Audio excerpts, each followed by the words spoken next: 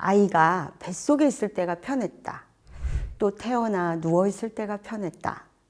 이렇게 말하는 엄마들이 계시죠? 왜 그럴까요?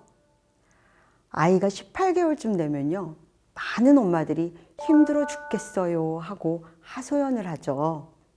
여기저기 모든 걸 초토화시키고 안정이라고는 눈꽃만큼도 찾아볼 수 없게 만드니 안 그렇겠어요? 그런데 아이들의 발달 단계를 고려해 보면 그럴 수밖에 없습니다. 이때가 바로 재접근기라고 하여서 아이들 또한 나름의 혼란을 겪고 있는 시기이기 때문이죠. 재접근기는 마거렛 말러의 이론에 나오는 용어입니다. 헝가리 출신의 의사이자 심리학자인 마거렛 말러는 성공적인 발달이란 아이들이 안정되고 또 개별적인 자기만의 정체성을 획득하는 거라고 이야기하죠. 그녀에 따르면요, 엄마의 일부였던 태아가 세상에 태어나서 엄마와 서서히 분리되고 타인이 가득한 세상 속으로 타인과 다른 나를 인식하는 과정이 바로 자연스러운 발달 과정이라고 설명하는 이런 이론입니다. 마거렛 말러는 대상관계 이론을 통해서 이 과정을 6단계로 설명을 하고 있습니다. 1단계는요, 생후 2에서 3개월까지로 정상적 자폐기라고 합니다. 이럴 때 어린 아이는 자신과 타인을 구분하지 못하죠. 그런 개념이 없는 건 물론 졸리거나 배고픈 욕구에만 관심이 오롯이 집중되어 있는 그런 때입니다. 다음 단계는 공생기인데요. 이때는 엄마를 조금씩 인식하는 단계죠. 다만 이 시기의 아이는 자아 개념이 없기 때문에 엄마를 마치 자신과 동일한 존재인 것처럼 느낍니다. 이 시기의 아이에게는 자신과 엄마가 그야말로 일심동체입니다. 생후 6개월이 되면 비로소 분리개별화가 시작되는데요. 이때부터 아이는 말 그대로 자기가 엄마와는 다른 존재임을 조금씩 깨달아갑니다. 말러는 이 시기를 다시 또 4단계로 세분화합니다.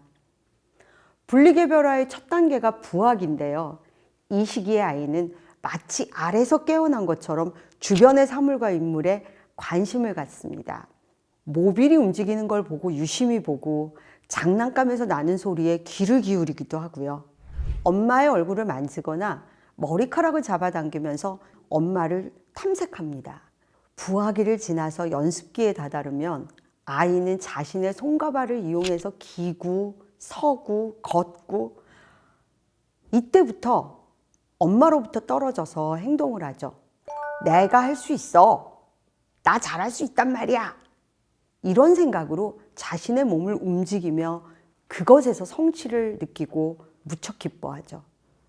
엄마만 바라보던 어린아기가 자율성을 가지고 세상에 나아가며 분리를 연습하는 시기라고 할 수 있습니다. 그 다음에 찾아오는 16에서 24개월, 지금 요 시기잖아요. 18개월이면 엄마들을 떨게 하는 재접근기죠. 엄마로부터 떨어져 스스로 행동하는 자기 자신에게 고치되어 있던 아이는 이 시기에 갑자기 두려움이 느껴집니다. 자기가 무엇이든 할 수 있을 줄 알았는데 사실 세상에는 장애물이 많다는 사실을 처음으로 깨닫게 되는 거죠. 그러면서 자신의 능력에 실망하기도 하고 포기하는 게 생기기도 합니다. 엄마에게서 떨어져 겁없이 나아가던 연습기와 달리 다시 엄마에게 붙어 있으려고 하는 분리불안을 느끼죠. 근데 이 시기 아이는 이미 어느 정도 자율성을 가지고 있는 상황이기 때문에 공생기와 다른 무조건 엄마를 따르지는 않는 특성을 보이죠. 엄마가 옆에 있어주길 바라면서도 한편으로는 분리하고자 하는 욕망이 있기 때문에 변덕이 이루 말할 수 없고요. 때도 많이 듭니다. 쉽게 말해 엄마 가지 말고 여기 있어 하다가 금세 엄마 미워 저리 가! 이렇게 변덕을 부리니 엄마 입장에선 도대체 얘가 왜 이러는 거죠? 라는 말이 절로 나오는 거 당연합니다. 하지만 엄마가 곧 자기 자신이었던 아이인데 그런 과도기도 없이 수월하게 엄마와의 분리가 이루어질 수는 없는 일입니다. 이럴 때 읽어보라고 권하고 싶은 책이 딱 있죠. 바로 주머니 밖으로 폴짝이라는 책입니다. 이 책을 소개하고 있는 시공사는 다음처럼 이야기를 하죠. 밖에 나가고 싶어요. 두려움을 이기는 호기심의 목소리. 태어날 때부터 엄마 배주머니 속에서 살아온 아기 캥거루가 있다. 이렇게 소개합니다. 어느 날 이 아기 캥거루가 엄마에게 말을 하죠. 엄마, 밖에 나가고 싶어요. 라고요. 아기 캥거루의 말 속에는 그만큼 자랐다는 성장의 깊이가 그리고 넓은 세상을 둘러보고 싶다는 호기심의 깊이가 담겨 있다. 아기 캥거루는 엄마의 허락을 받고 단숨에 주머니 밖으로 나갑니다. 그러나 낯선 세계에 놀라 나갔다 들어왔다를 몇 번씩 반복하죠. 근데 다시 나갈 때는요. 똑같은 걸음이 아닌 더 많은 걸음으로 더 멀리 나간다. 즉 아기 캥거루의 호기심은 세상에 대한 두려움을 차츰차츰 걷어내고 폴짝 앞으로 전진하는 힘이 있다. 책은 이렇게 소개합니다.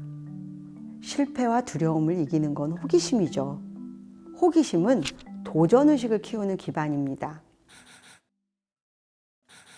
대개 아이들은 아기 캥거루처럼 목을 빼끔 내밀고 말하죠.